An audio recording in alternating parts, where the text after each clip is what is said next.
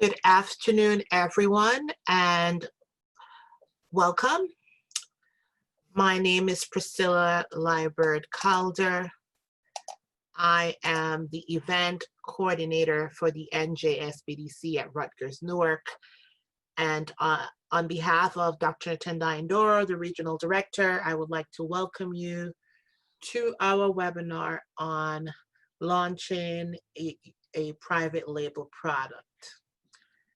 The New Jersey Small Business Development Center at Rutgers-Newark is the premier provider of business training and technical assistance services to established small businesses, startups, and entrepreneurs in New Jersey, in particularly those in Essex County. The NJSBDC at Rutgers-Newark is one of 12 centers in the NJSBDC network. Our center is hosted by Rutgers Business School and is funded through a public and private partnership agreement between the SBA, Rutgers University, and the New Jersey Business Action Center. Our mission is to help entrepreneurs and business owners start and grow sustainable, successful businesses through the delivery of one-on-one business consulting, training, and technical assistance services and programs.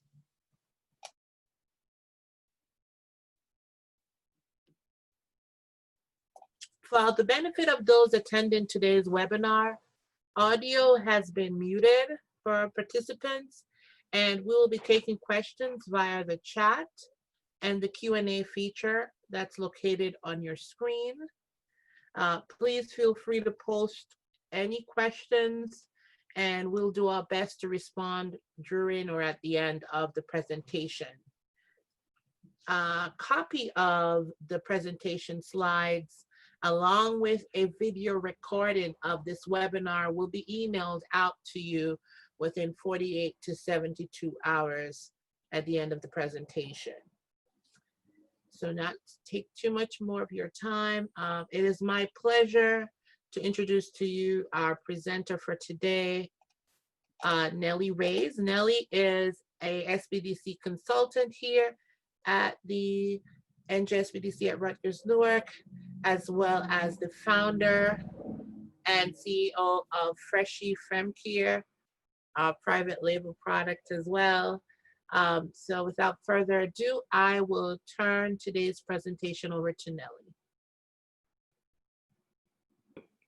Hello, everyone, and welcome to Launching a Private Label. It's very good to have you here today attending, and I am going to share with you what I know about launching a private label. And you know, I want to take your questions so that we can make it interactive. I think ideally, for the sake of just keeping the time, maybe hold your questions till the end or type them in the chat.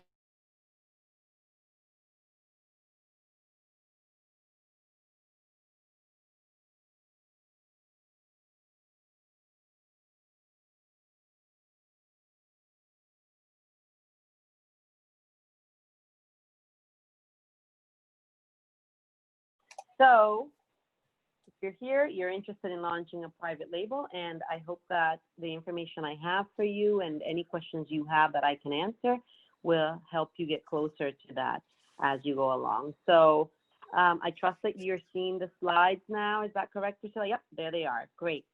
All right. So launching a private label is basically bringing your idea to life. And, you know, Priscilla shared it with a little bit with you about me. I'm on slide 2 now. Priscilla, I don't know if I can click them or if you want to click them. So basically, I'm the founder and CEO of Freshie Natural Feminine Care Corporation. And Freshie is a private label brand that I launched approximately 5 years ago. I sell my product line both on my website, on Amazon, Amazon Prime, very successfully actually, and I am also sold at several national retailers, one of them being Urban Outfitters, the other one, it's Riley Rose, which is a Forever 21 company that sells products, only products. I'm also the co-founder of a company called Successful Brands, New York City.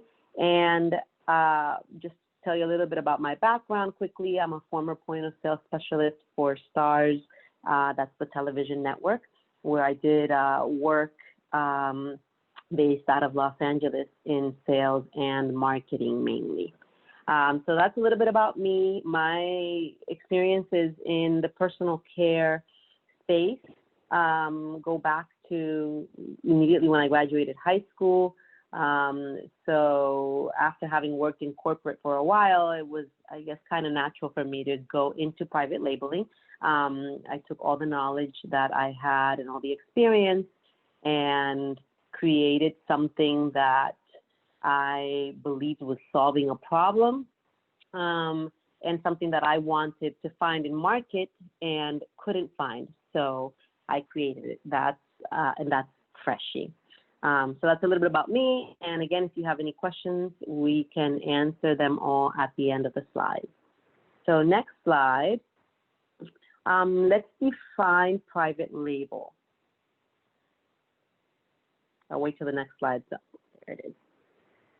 So a private label, what is it? It's products from different industries.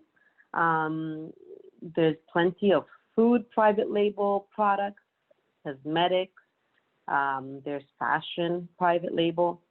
And basically what it is, you know, someone has an idea or a formula or, you know, their own design, and they want to bring it to mass market.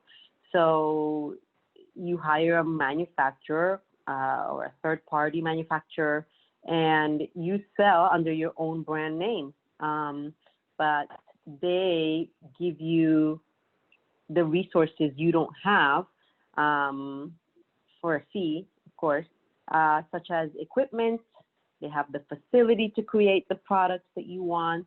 They have the staff that you don't have. But with the private label, as the brand name owner, you are going to make all the decisions on the specifics of your product, including your trademark, the style. You're going to have different variants, different sizes. You decide your pricing and your target market, etc. The contract manufacturing facility just creates for you what you want, or as we're going to explore in the next slide, actually not the next slide, it's one ahead, you're going to see that there are different ways to achieve private label. But we can stop at the 21% on slide 4, Priscilla. I just wanted to share because I think it's important to know that 21% on average is the private label products in U.S. retailers. So that means about 1 out of every 5 products at U.S. retailer is a private label product. I think this is an important statistic to be aware of because, you know, sometimes we think, well, everything that could be created is already out there. And so maybe my idea isn't so great, or so, you know, I have an idea to do something that already exists, but I want to make it better, but maybe I shouldn't bother. And actually, you know, private labeled products are a fairly significant staple in U.S. retailers. So that idea of yours, you should continue to explore launching it. So the next slide is where we speak about the options that you have for private labeling. Option number 1, which is the route I went with my product, is proprietary. And so proprietary is basically something that's yours, something that is unique. You either created it yourself or you hired someone to create it for you, and no one else has it. So, you know, oftentimes, depending on the type of product, you can patent a proprietary product idea. And, you know, it's something that you can use in the future if you want to license it out to someone. In order to launch a proprietary private label, again, you would need to either have some sort of formula or concept or idea that you've tested and you've proven that you want to bring to market. Or you would hire a formulator or a designer, again, depending on which industry you're going into. For me, it was hiring a top-notch formulator to create something that is unique to me. For me, that it was important to do that. And then the other option would be ready-made, which is products, they also call it off-the-shelf, that contract manufacturers already have available. They sell it to many different clients under, obviously, their own brand name, but it could be personal care goods, it could be, you know, again, foods, or, you know, sometimes you can buy like the same shirt and put your own brand name on it as other manufacturers are buying. I'm sure everyone has heard of this, where, you know, even in the auto industry, sometimes they have the same car with a different brand name on it. So that's a ready-made option for a private label. And the majority of contract manufacturers today offer ready-made. This can be really convenient if you know you want to create a brand name, but not necessarily spend money or time on figuring out, you know, what it exactly goes into it or how it looks exactly.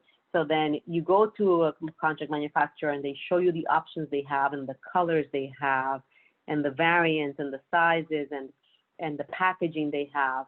And, you know, you slap your label on it with your name on it. A lot of contract manufacturers will even offer you the in-house labeling or in-house screen printing of your brand. You just basically at that point need to hire a packaging designer who puts your labels together, and you get them to the manufacturer, and your products are shipped to you. This is also quicker because, different to proprietary, there's no testing that has to happen. It's already been tested.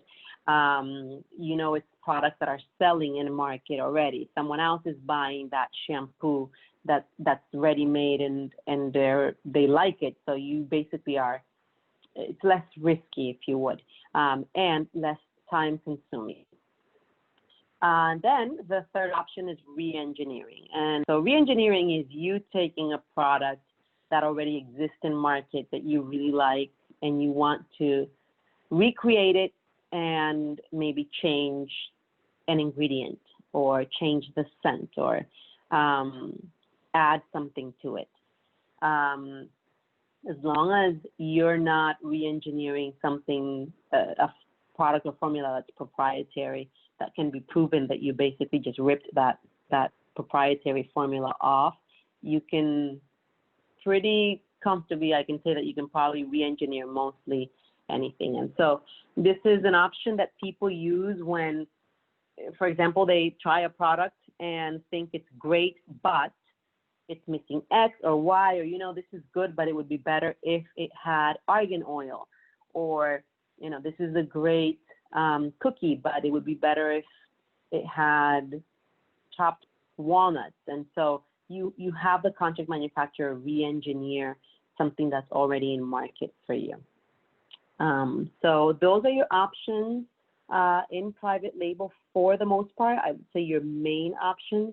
And whenever you're thinking about launching your own private label, you're gonna have to make this decision early on as to how you want to do it and want to approach it.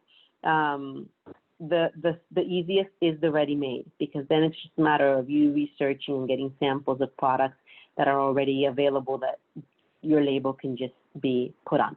And you can then focus on just branding in this way. The downside to ready-made is just that, anyone could have what you have as long as they are able to pay the contract manufacturer for what you paid for. So next slide. What will set your private label product apart? That is the second approach that you're going to want to focus on is, what are going to be the unique points of differentiation? Because regardless of which direction you go, proprietary, ready-made, or re-engineering, you're still going to have to stand out in order to gain market share. Because if you're just launching the same exact thing someone else has, then why would they buy yours versus one that's already been in market?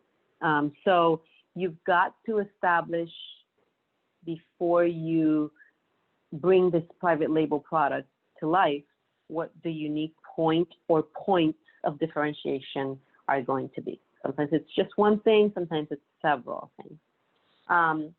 Obviously, in today's world, you really definitely need attractive design or packaging. And attractive design or packaging could be minimalist packaging. There's some really wildly successful brands that have plain black and white packaging, but they're designed in a way that they look like art. And so the other thing to keep in mind with design and packaging is who your target market is.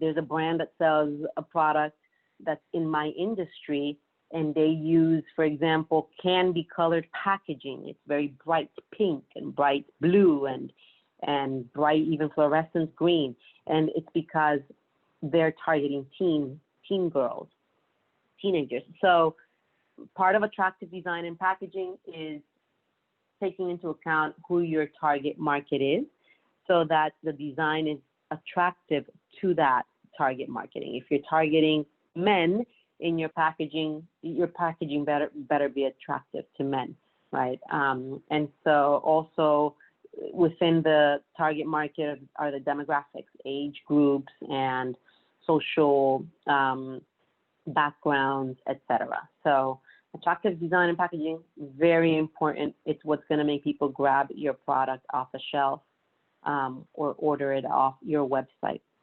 And then number 3 is the functionality, right? And it has to be functionality that is valued. I have to value as your customer the functionality of your product. If it's a sneaker that doesn't have shoelaces, for me, it has to be really valuable that I'm able to just slip it on. And so I want to buy yours because not only is the design beautiful and it's got a special proprietary, let's say, insole, but also this functionality, I just have to have it. So that's part of these are the points that you want to put into your plan for your private label launch, is that you are clearly meeting these 3 points so that you end up with a product that is going to be marketable. Slide 7.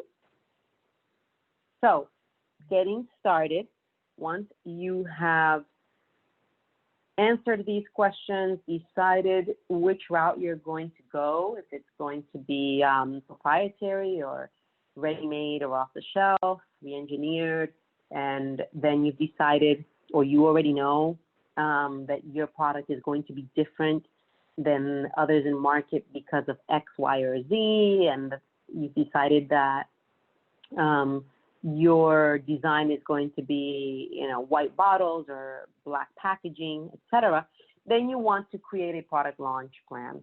And the product launch plan is going to answer these questions that we've just discussed, and then get a little more specific. And we'll touch on that in a moment. But the next step is to identify a suitable manufacturer.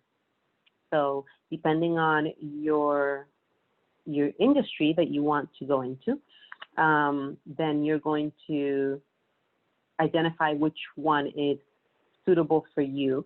And, you know, in this case, you're going to want to look at things such as location.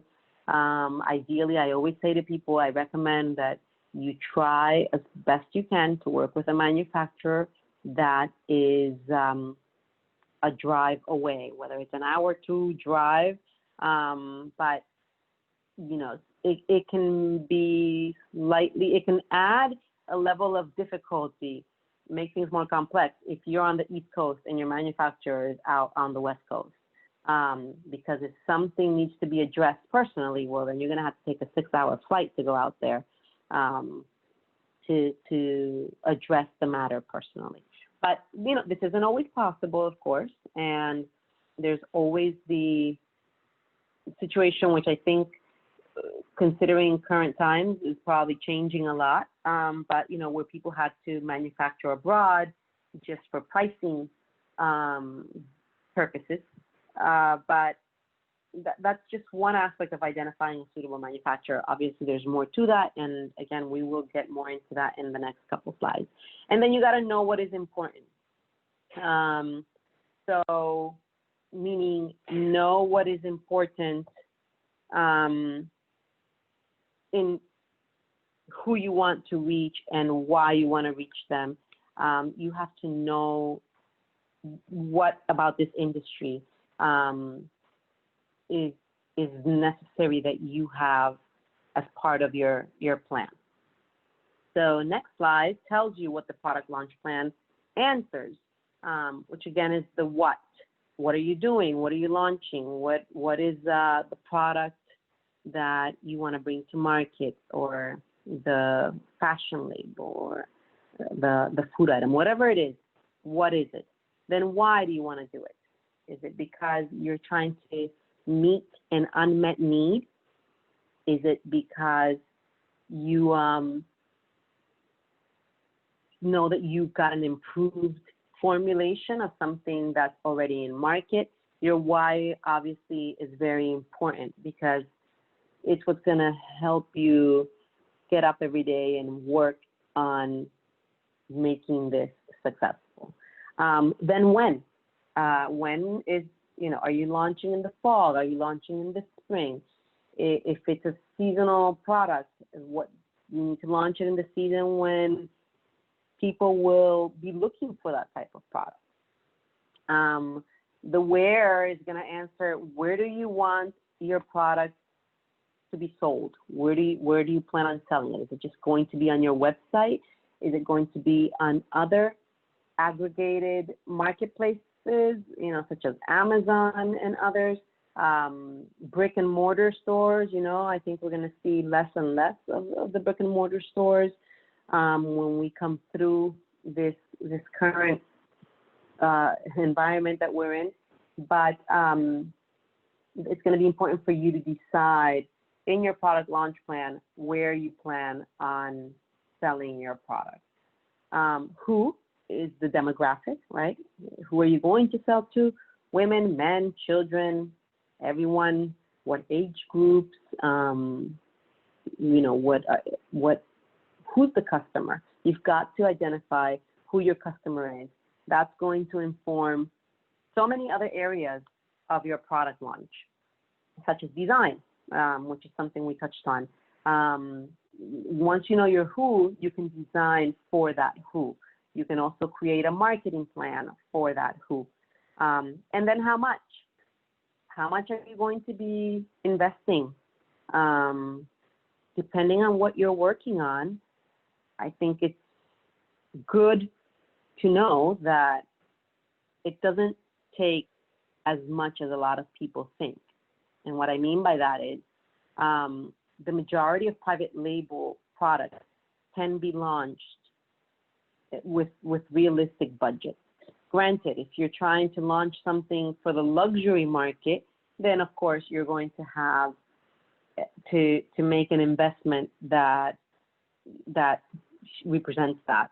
But if you're trying to launch a lotion that you've been making for years at home that cures your dry skin, then I'm here to tell you that that's a lot more attainable than you probably think to do. And the reason is that there are so many third-party manufacturers out there today offering options such as ready-made, or even if it's proprietary, that you can make this happen. There are manufacturers that work with people who are just launching for the first time, so they require smaller minimums, but you have to know how much you're investing and how many units you're launching with.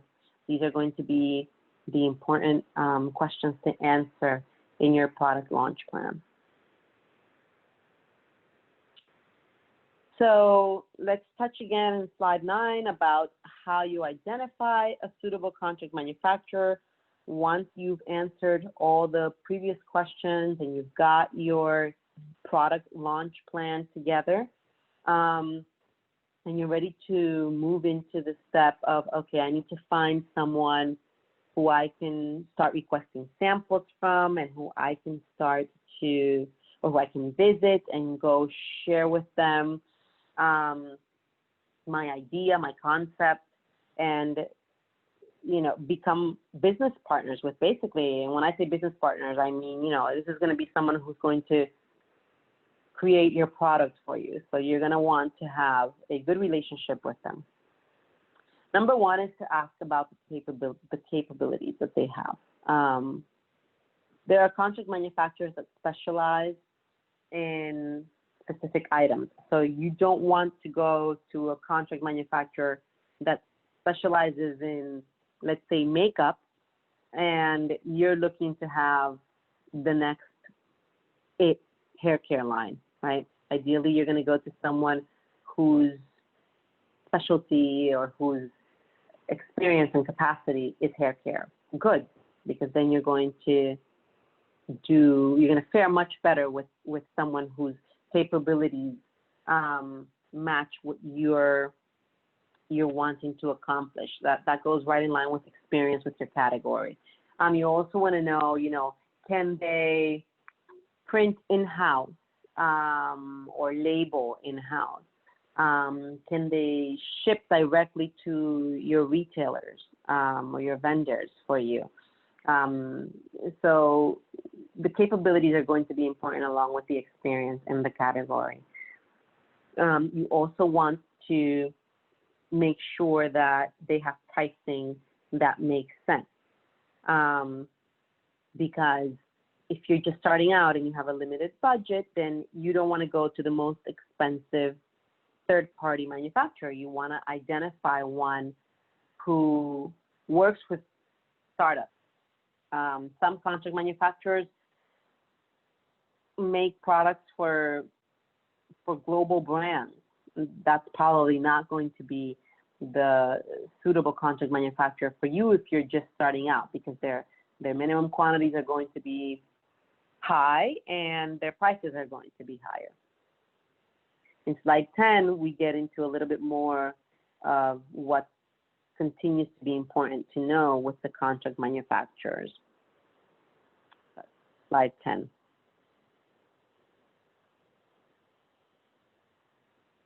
Hello, Priscilla, can you put slide 10 on, please? There we go. Thank you.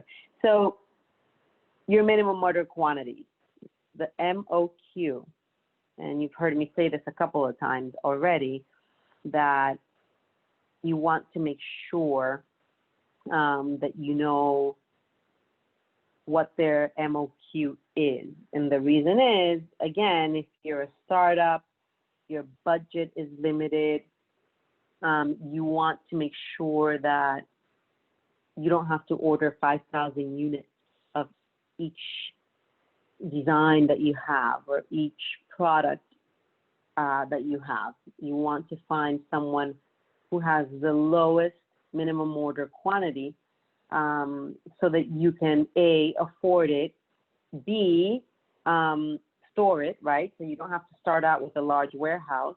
You could store it in your home if you have to while you get your business off its feet. You also are going to be testing, right? Typically when we launch a brand, we may find that if we launch 2 things or 2 flavors or variants or 3, one is inevitably going to be a better seller than the others.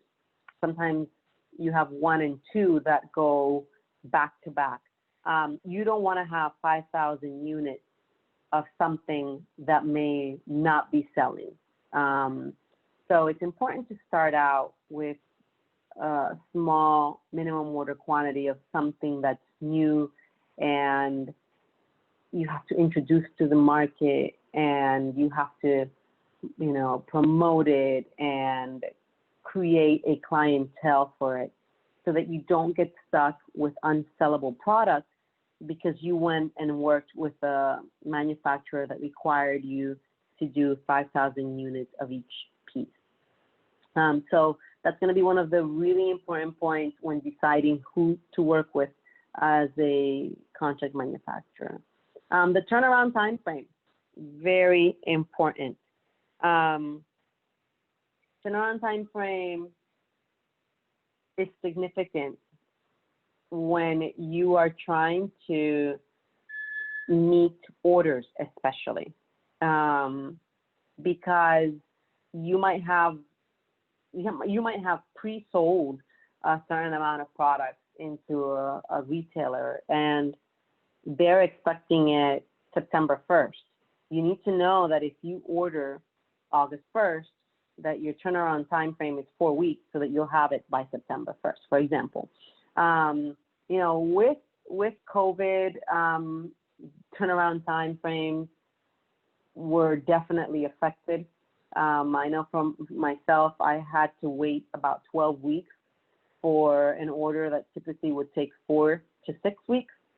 But hopefully that is something that is going to be behind us soon and overcome, and things will return to normal. But some contract manufacturers on a standard basis are 12 weeks to get product out to you.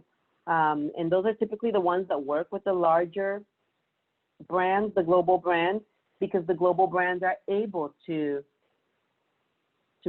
purchase every 3 months or every 6 months because they can get larger quantities. But when you're starting out and you're getting smaller minimums, and as you identify which products sell more and so on, you're going to want ideally someone who can turn around products for you within maybe 4 to 6 weeks max. So this is going to be key to also know about whoever you choose to work with.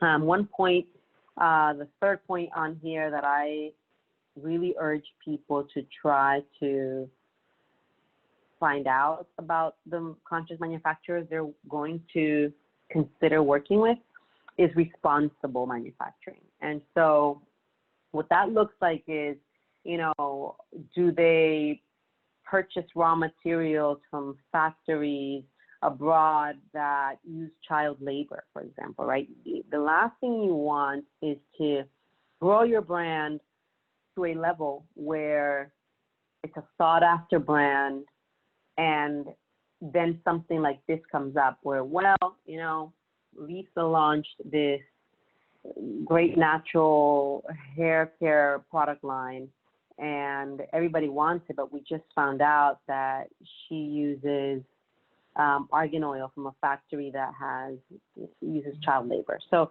this is important to know ahead of time. You also don't want to find yourself in the spotlight because they use controversial ingredients. And granted, if you've got a proprietary formula, then you'll know that they can't use controversial ingredients, but still, it's happened. I don't know if you guys on the call are familiar with the Honest company. It's a natural personal care products that mainly for babies, they found themselves in a lot of trouble. This is a very well-funded company who made a lot of claims about the ingredients that they said they did not use in their products. And a competitor tested one of the products and found that, in fact, there were sulfates or paraben in the product. And so they ended up realizing that it was the manufacturer they were using who had not disclosed that they used this to create the product. So very important that you know ahead of time, depending on what you're making, right? Even if it's a food item, that the contract manufacturer you choose does practices rather responsible manufacturing.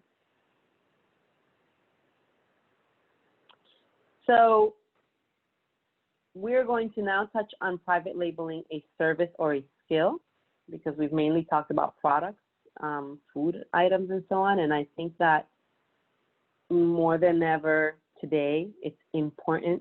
It's going to become ever more important to be able to private label your service or skill, because a lot of people are realizing that the work they were doing is not the work they wanted to be doing, or have had the idea of launching themselves and offering their service or a service-based business, or using a skill to basically make a living, right? And so I want to touch on this for the next couple of slides, because I'm sure that there may be someone on the call who has an idea for a service or a skill. The service industry is growing significantly, and this slide and these stats were pre-COVID. I think that we're seeing the rise now, right, of a lot of service-based businesses going online. Things that in the past we just walked into a store and got, we're now doing online. So according to Fundera, the service industry is expected to add 9.3 million jobs to the economy by 2024. I would guesstimate that this number is actually bigger now.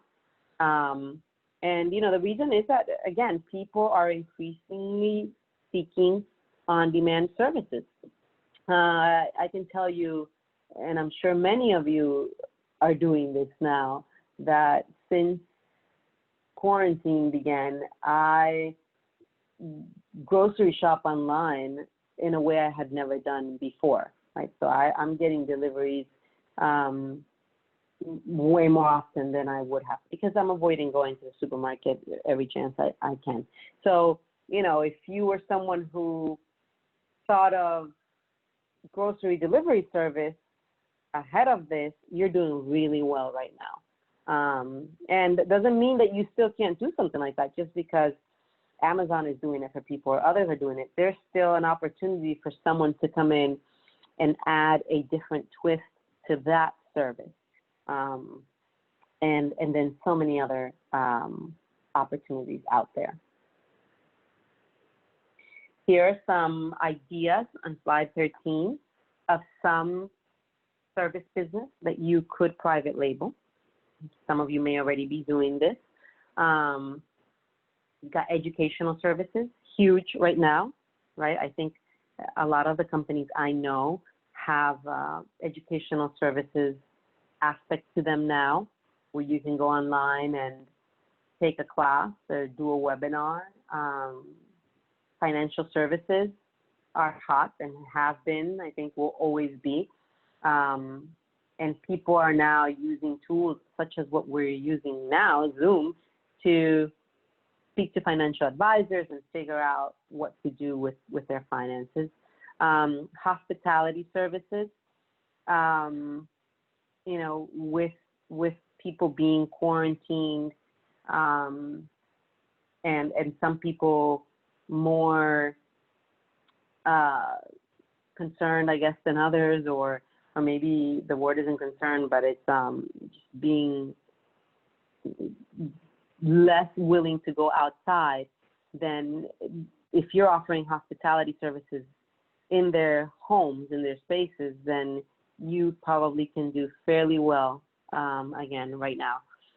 Home health care services, everyone knows that this is something this has been a growing industry for a long time. As people age, people are going to age always, right? And it's not just with aging, it's also as people get sick, they need home health care services. So if that's your calling, or if you have a particular way that you think could make your home health care service more appealing, then this is probably the time for you to launch and say, this is how I'm going to do this differently, or improve upon what's already being done.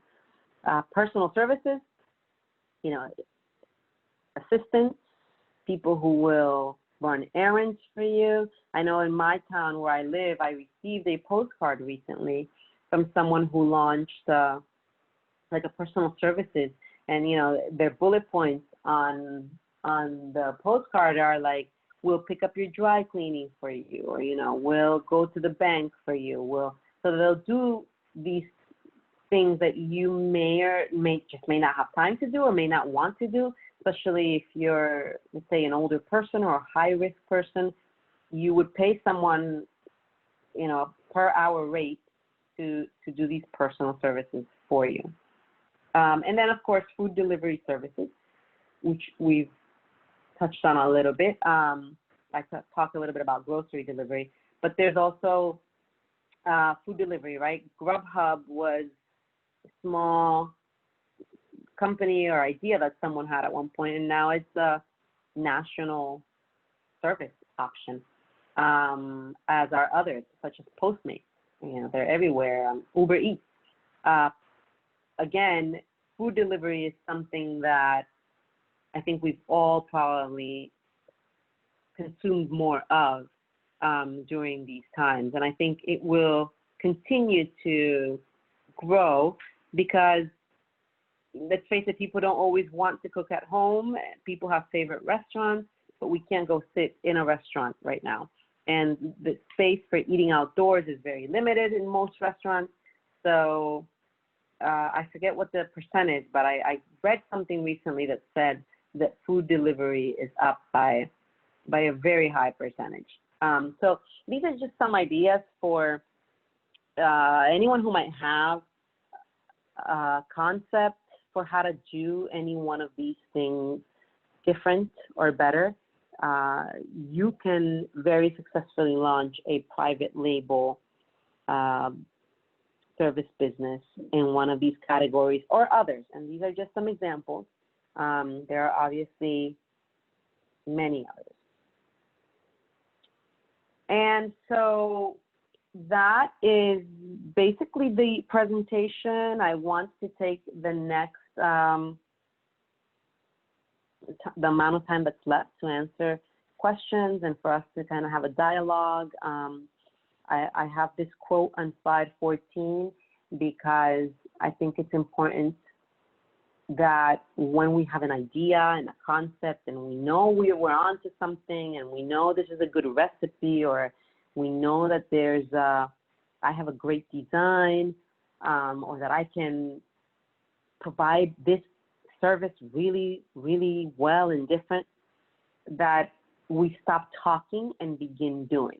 And so that's the importance of having gone through these slides and, you guys signing on for this webinar, is that when you begin doing it, literally is just get a piece of paper out, start creating your plan, answer the questions that are necessary that you answer, and then start making the phone calls that you need to make to get closer to creating what you want to create.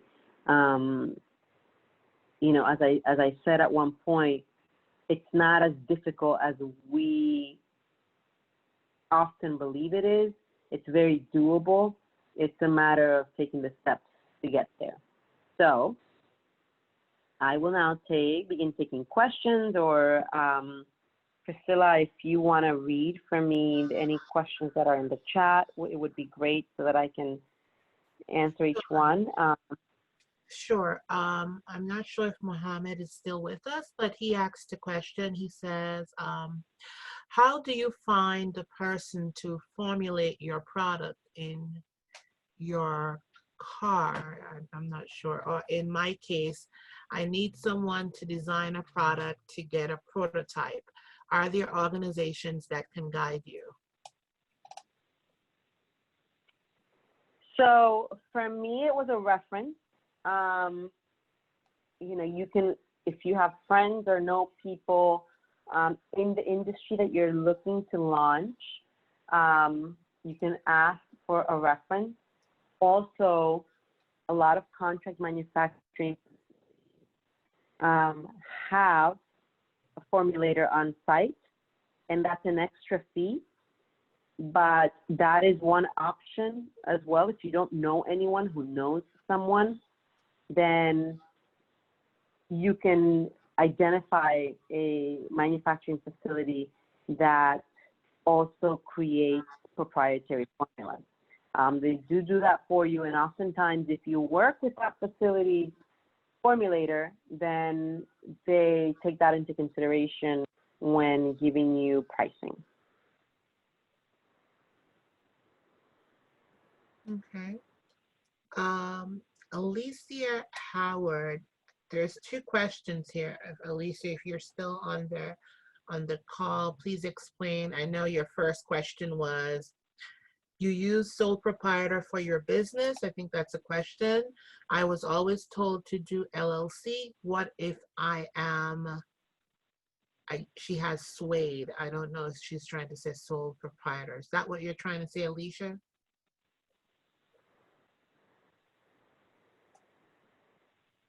I'm guessing the question is, which one is better for the business, the sole proprietor or LLC? I guess if you're doing private label, I'm guessing that's what she's getting. Yeah. Yeah, I think that there was a misunderstanding with, I don't use sole proprietor. I actually am an S corporation, is how I incorporated, because that was the advice my accountant gave me at the time. So no, if you're launching a private label, you probably want to be an LLC. I think that this advice, though, is advice that you ideally get from a CPA, because it's going to be dependent upon your goals. Do you plan to have employees eventually? You know, do you plan on bringing in a partner, et cetera? Different entities will carry with it different tax liabilities, et cetera. So this is something really to determine on a case-by-case basis with your CPA. But I am not a sole proprietor. I'm an S corp. But LLCs are very popular, and one big reason for that is the tax implications that the LLC carries with it that are typically more beneficial for startups. But this is a question, Alicia, that ideally you ask the accountant you're going to work with. You always want to work with an accountant when you're launching your own company. So I would recommend that you get that advice from him or her. And then the other question, we don't understand. So if you're still on, it'd be great if you could clarify, what if I am Suede or Swede? Yeah, she also asks, what would you say is a minimum order quantity for a lotion startup? So, I mean, you know, when I started making my products, I have 3 variants. I started with 150 units of each. Now, most contract manufacturers don't make quantities that small anymore. We're talking a little bit over 5 years ago.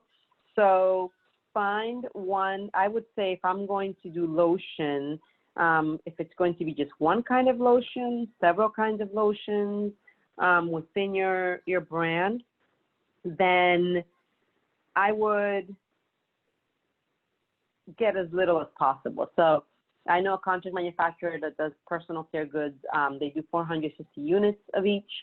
So probably work with someone like that, because again, you're going to have to do the work to create demand for this product. And you're also going to, once you get someone to purchase for the first time, you're going to have to do the work to get them to become repeat customers. With a lotion, for example, I know lotions last a while, right? Most people are probably going to go through a bottle of lotion a month, some people longer. So you're going to have to really work to move that inventory. And until you know how rapidly you can generate those sales and get repeat customers, etc., you don't want to be sitting on thousands and thousands of units of a lotion, because of course personal care products have a shelf life, right? So you don't want to place an order for 5,000 units and 2 years later you still have lotion, or you find that you launched an almond lotion and it turns out everyone seems to love the aloe vera lotion. And I'm just using examples here. So I would say start with the minimum MOQ that you can. So in your case, I would really look at manufacturers that have small minimums and that focus on working with startups. Okay, great. We have a question from Elisa. Elisa asked, I have built a relationship with a manufacturer of industrial equipment in sales. How would you suggest approaching the company on building a private label of their current line? Okay, so you're looking for them to create a private label option of something that they sell, right? You know, there's a saying that says you can't get the answers if you don't ask the questions. I would genuinely just ask, and I would explain why, right? Because there might be a situation where it's proprietary or they have a patent on it and they're not willing to license that out to anyone. And they might say, sure, we can do that. And you might even give them an idea that this is something they offer other people. If they're not already making what you want them to make for you, they may decide that that's an option they want to start offering. But just know that typically, like when I first launched my product line, someone I did some marketing work with approached me about private labeling my product, and I had to say absolutely not, because the reason I invested into launching a proprietary formula was so that I could have that competitive advantage of being the one brand out there who had the unique point of differentiation that I attributed to my product. But in the case, I think you're talking about machinery, you said, they may be willing, and the only way for you to find out is to ask. You know them, so I would identify who would be the best person to approach, and I would request a meeting or a conversation, and I would state clearly why I'm wanting to have this licensed or private labeled for me. And I think up there with the reasons why you're wanting to do this, you need to make it very clear that you are not going to become a competitor. Because I think that is probably the thing that nobody wants, right? I don't want to let you private label my product and then you become my main competitor. Not because I can't deal with competitors, but when you're competing with me with the same exact product that I have, things can go any which way. So people tend to be protective of that. But ask, because you're not going to get the answer if you don't ask. Okay, we have a question from Anthony. What, in your opinion, would be the route to launch a private coffee label? Okay, so I would ask first, is the coffee your own, or are you trying to identify a coffee maker to private label what they have? Or is it coffee like from your family members? Just an example, back in Colombia, who grow coffee and you want a private label. I would want to understand that in order to give you my opinion. You know, I could also approach, you know, option A or option B. So are you able to answer that, Anthony? Yeah. Okay. Oh, wow. All farms are in Colombia. Yeah, I just read that. Excellent. Excellent. Okay, good. So then you've got something that's yours and it's unique to you because it's your family. So, you know, you're going to have to import if you're going to want to the product line to be like a US based product line. Otherwise, you may have to just do this in Colombia. But in your case, you've got the product, so you don't have to source a product.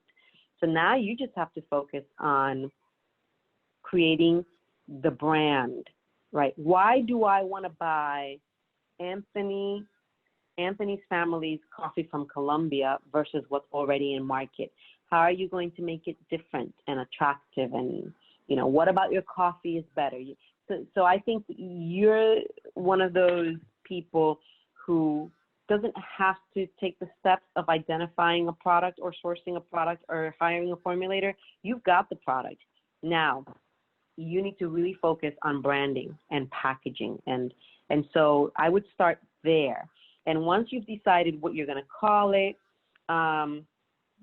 why you're doing it, why yours is different, or why yours is going to be more appealing, then I would focus on then finding distribution channels. Oh, I see you sent a message. It says you're importing it already, but the sales are difficult. Okay, so if the sales are difficult, I would want to see your packaging, right? I would say you'd want to maybe understand what's making the sales difficult. Is it that the design or packaging is not appealing? I'm going to make the assumption that it's a great coffee. And if that's the case, then your packaging may not be interesting. You may not be, are you selling through distributors and wholesalers, or are you trying to go direct to retail? Are you selling it online, direct to consumer? These are questions that I would need answered, like in order to try to give you an answer that's satisfactory, Anthony, is, you know, who are you selling to? Is it direct to consumer? Is it retailers? Is it distributors and wholesalers? Because that's going to determine, you know, why, or that's going to help, if anything, identify what's the difficulty. Let's say if you're selling direct to consumer and restaurants. Okay, I see he's writing in the chat now, Priscilla, so I'm seeing. So if you're selling direct to consumer and restaurants, then your packaging has to be attractive for the consumer, the price has to be right, and then you have to create a movement around this brand. The brand has to be significant in some way. Your story has to matter to people. So I think so you're already beyond the point of packaging and all these things, and you've already getting it into this country. You need to speak to someone who can sit with you and your product and say, look, this font isn't large enough, or this packaging is dull and not attractive, or maybe you need to make sample packets and start sending them to people. You know, restaurants, I know that's a tough market, but this is where launching your own product line can be tough, right? You need to hit the pavement. You need to go to different restaurants, maybe make a list of 10 or 20 or 50 and get your coffee in their hands and get them to taste it, get them to try it. So I think that, Anthony, where you are with your product line, it's a matter of now reassessing what you're doing right what you're doing right and what you're not doing that can't help you, that isn't helping you rather get the demand or create the demand. And Anthony, certainly reach out to the SBDC. You can schedule a no-cost consultation with one of our counselors or with Nellie that can help you some more to address some of those concerns. We do have another question. It's from, I think it's Gidila. I hope I'm not butchering your name. Her question is Alibaba a trusted manufacturer? I was recommended by a friend, but I'm not sure. So Alibaba is not a manufacturer. Alibaba is a website, it's a resource site that gives you or connects you to rather manufacturers who are members.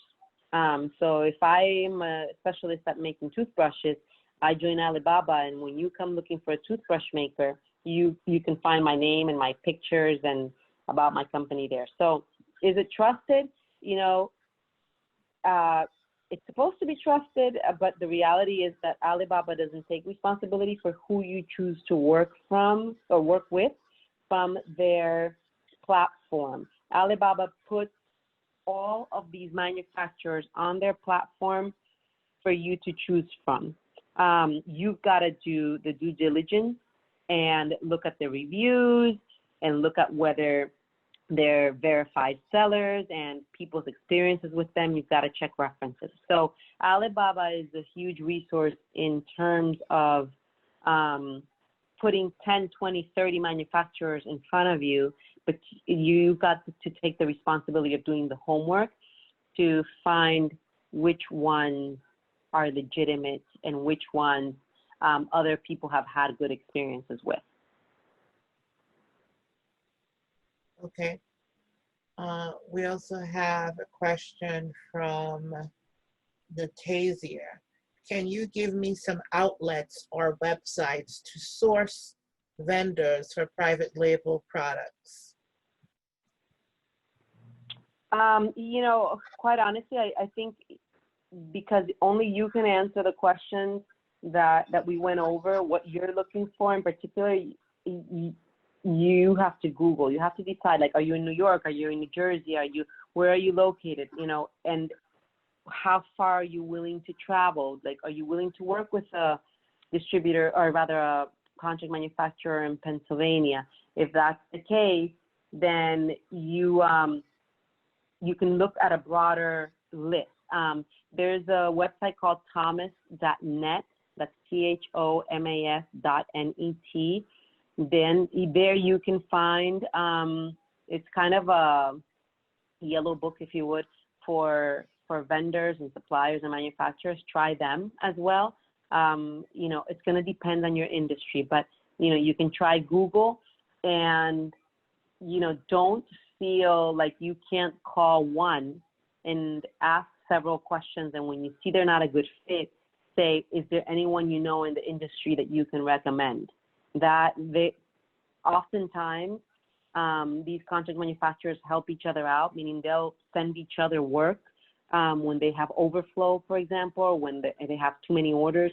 So, you know, they will recommend or refer someone to you, but you've got to use the criteria that's particular to you to search these out. So, you know, depending on what industry you're looking in and what state you're willing to work with them in, and et cetera. But, you know, start with Google. Thomas.net is a good reference. If you want to go abroad, then Alibaba is probably the most global resource out there. You know, another option is you can go on Amazon and check out who's doing something similar to yours, and sometimes it'll say, you know, they are manufacturers themselves and they'll private label. There's an Amazon business side that might be able to give you some reference points, but you've got to do the homework, if you would, or the due diligence of identifying which contract manufacturers might be suitable for you. Okay. We also have Elisa is asking, do you know of any alcohol labels that private label? Guess that's Are we talking alcohol, like beverages? I don't know either way. Alcohol, I don't know any. I don't know anything about that industry. Sorry about that. Brenda, no, I did not get your question. Can you type it in the chat? I saw your hand raised. Type it in the chat and I'll ask that question. In the meanwhile, we have a question from Olawale.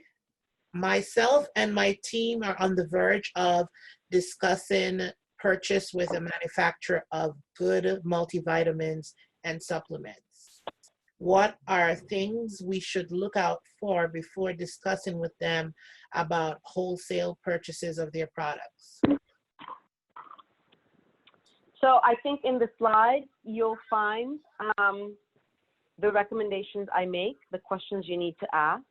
You're going to want to look at their experience in the category and who else do they sell to, how successful are the brands that they might sell to. Obviously, you want to sample what they have. Does it work? You're going to want to look at functionality. That's going to be huge in that world, right? In supplements, you want to make sure that they're not selling fillers in capsules. So I think reference the slides for minimum order quantities, etc. And I think there's points on there that you can elaborate on that will help you narrow down to whether this is a good option for you. Okay. We also have a question from Brenda. How do you research a capable manufacturer? How do you research a capable manufacturer? Mm-hmm. Yeah, again, I think that's in the slides. I know it's in the slides, where in the section where it says, what's important to know about contract manufacturers. So you want to see who they've worked with. You want to look at their minimum order quantities. You want to check out their turnaround times. You want to know what their MOQs are. It's in the slides. It would be great if you use it as a tool to reference and as you're working on this phase of the business. It's not like a one solution for everyone, right? Everyone, depending on the industry and what you're trying to do, has to really use these questions as a tool to elaborate on and adapt them, if you will, to yourself. What's important to you? Like I said early on, for me, it's very important that the manufacturer I use, I can get in my car and drive to them. And the reason is because when I first launched my product line, my manufacturer was a flight away, and we had an issue with the production where it wasn't done right. And I can tell you it was very expensive for me to resolve the issues, let's put it that way. Had I been, because there was a flight involved and returning inventory that they had shipped me that was not right all the way back to that state versus me maybe shipping it from New Jersey to New York, added to the cost. So that was a big lesson for me early on, that I had to work with someone close by. Also, when they printed my first silk screened bottles, because I first started with labels, I went to silk screen printed bottles. I was able to be there so that when the first bottle came out, I could look at it and say, yes, it's good. I had someone I know do 10,000 bottles, expensive bottles, with a typo. And it's because he was in the Midwest and the person printing the bottles was in the East Coast. So he wasn't there personally. So these are things that for me were important. Depending on what you're doing and what industry you're in, you're going to want to decide what's important to you. But in the slides there's a section that basically helps you with the what I found were the most important and useful ways to identify a manufacturer that is good for you to work with. Okay. All right. There's a question here. I'm not sure if it's related for Nelly, but it says, can RNSBDC, so I'll take this, can RNSBDC assist in building a website, or can you recommend some website builders by any chance? Peter, connect with us at the end of the workshop by just visiting our website. It's on the screen, www.rnsbdc.com. And once you get to the website, click on the button that says request counseling.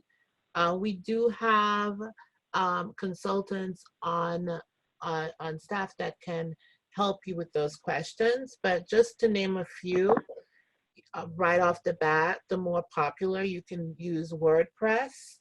You can use, there's some other platforms such as Wix, Squarespace. If you're hosting with GoDaddy, has GoDaddy builders. If it's an e-commerce website you're trying to build, you can use Shopify. As a matter of fact, at 3 o'clock, we have a webinar coming up that will talk about e-commerce platforms, one-on-one, that we're going through the different types of platforms available for you to do business online, to do commerce online, so you can follow up with that. And we also have a workshop called Website, Social Media, and Analytics that answers a lot of the questions that concerning website builders and, you know, strategy and whatnot. Brenda also asked a question. You're welcome, Peter. Brenda asks, can you use private labeling as a marketing tool for your own branding purposes? I mean, yes, there's ways to say we're an independent brand. Indie brands are popular, right? And there's like trade shows dedicated to indie brands. And so if you mean that, like in letting people know that you are a private label, that's one way to use it, is to say that, you know, you're not one of these mainstream products. So you can do that. If I understood the question correctly, there's a way to use to your advantage that you are exclusive, selective, small batch product that appeals to a certain demographic. There are people who are buying products exclusively because it's made by a person who's launched their own private label. Okay. Martha Torres, I saw your question regarding the consultation. Please, there's an email address on the screen right now. Please reach out to that email and I'll connect you with someone later today. So I'm so sorry that you've been unable to get a counselor. We'll connect you with someone later. Just email me at that email on the screen. You're welcome. There's another question here. Oh, will the recording be available at a later date? Yes, I did say this at the beginning of the presentation. Today's recording, along with the slide presentation, will be emailed out within 48 hours. It does take some time for us to edit, and as we saw earlier, due to the long pause, there's some things I may need to edit out before we upload the video for you to review at a later date. So please give us even up to 72 hours, but I'll try my best to get it out quicker than that. We have another question. I think it's a follow-up, Brenda. If you are deciding to use a ready-made product and then put your label on the product by paying the manufacturer, is that a follow-up to the question before about using private labeling as a marketing tool for branding purposes, Brenda? Ah, yes. Okay, so she says if you're deciding to use a ready-made product and then you put your label on the product by paying the manufacturer, is this a marketing tool? Nelly? Yeah, I think the answer is the same. for that. You're saying if you put your own label on the product, I'm sorry, can you just, is that the same question as before, Yeah. or is this? Yes, Okay. it's a follow-up to the question of regarding using private labeling as your marketing tool. So she's saying if you decide to use a ready-made product and then you put Mhm. your label on the product by paying the manufacturer, is this a marketing tool? Yeah, I think again, it's the same thing. It's depending on what you're making and who you want to target. You can be more appealing to a certain demographic because you are a private label product. But you know, and I'm not sure if I'm missing a part of it. Actually, I'm trying to read now and can't read the questions. Is she saying putting her own label on or using the label of the ready-made formula manufacturer? I guess she said if you're deciding to use a ready-made product, so the product is already done. Is ready-made. And you're putting your own label on it. Right. That way. Her own brand. Yeah. Yeah. It's your own brand. Sure. You can share with people that. Well, I wouldn't tell anyone I'm using a ready-made formula necessarily, because people don't want to buy something from you, you know, that they can buy from anyone else. They're buying from you because of you. So ready-made formulas are good in that you can test them ahead of time. You can find out, you know, how much of it do they sell, how many different brands sell it successfully. You can get data from the manufacturer as to how popular it is so that you know it's good and it's effective, and that it's functional. But people are going to buy your labeled product, ready-made or not, because of the work you're going to do with the branding, because of the story you're going to put behind it, the design. You know, there's a ready-made formula, for example, that has, let's say, aloe vera, right? I might use it and just say the best aloe vera lotion on earth, but you might use it and say this is a healing aloe vera lotion. And so if I'm looking for healing versus the best, I'm going to buy yours. So that's going to be a matter of branding at that point. Okay. All right. So any more questions before we close out today's? I hope I didn't miss any. If I did, please quickly jot your question in the chat so that we can answer it. Natasia says she's writing, okay.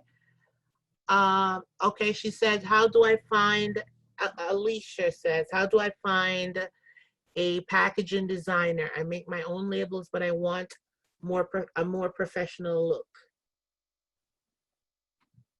So there's different platforms that allow you to find a designer if you're not going to go with a designer that's already working with someone you know, like a reference.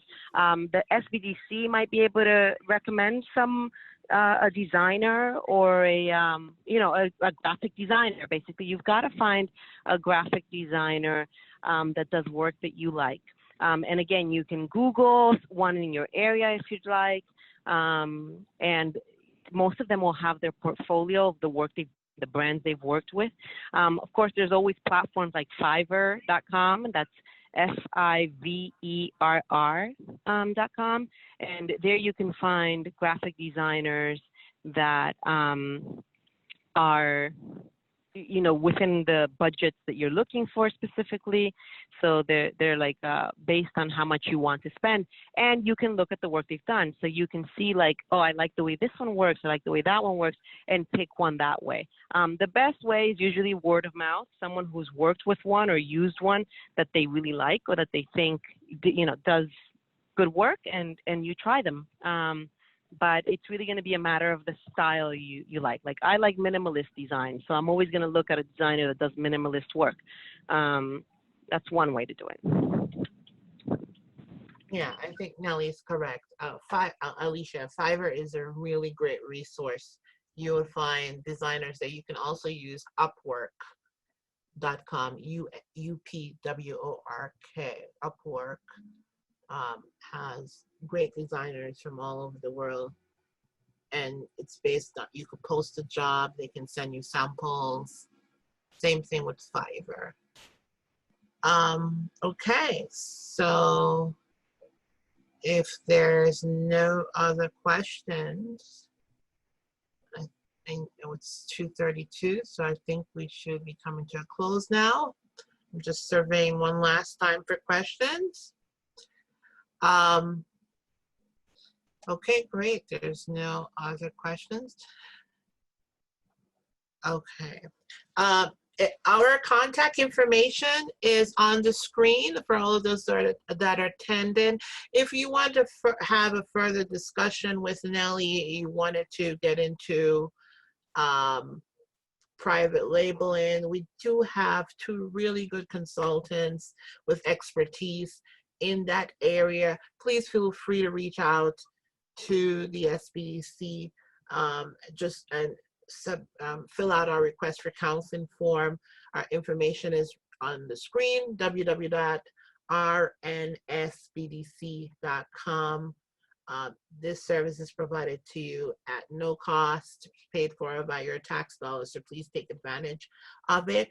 We also have some really good, there's some workshops in here that, there are some questions in here that has a lot to do with, business development, website development, and we have really great programs and webinars and workshops, a lot of them at no cost, that are coming up within the next few weeks that you can take advantage.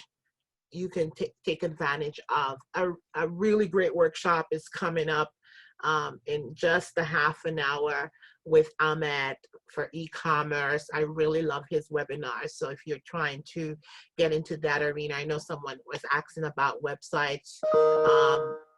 Not next week, the week after, we have a workshop that deals with fundamentals of digital marketing and web design. So please feel free to visit our website and just take a look at the new webinars that we've added. We've added a couple in the last week or so, and they're, like I said, they're at no charge.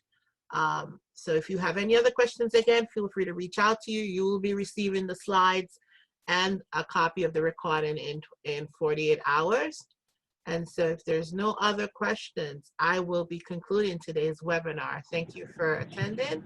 And Nelly, thank you so much for giving us a great presentation. You're welcome. All the best to everyone. Much success. Look forward to seeing everyone in the next webinar. Have a good afternoon. You too. Thank you. Bye-bye.